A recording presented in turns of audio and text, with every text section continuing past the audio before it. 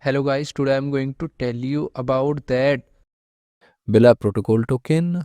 is a legit or scam. Now before I start the video, let's share my legal disclaimer. This video is only for educational purpose. Do your own research for the investing. Firstly, you will open this token on CoinMarketCap and here you will check public comment like bullish and bearish comment. Now here you can check every comments in detail related to scam. After that, go to social media section and click on Telegram. Now you will open this token on Telegram.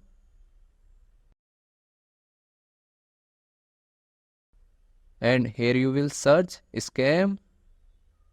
So here different comment is showing related to scam. You will check every comments in detail.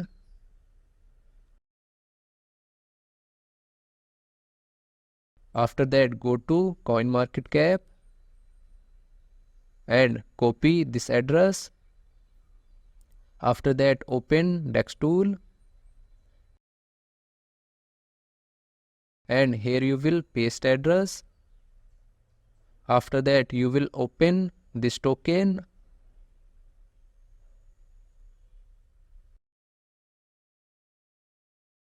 and you can see audit scan.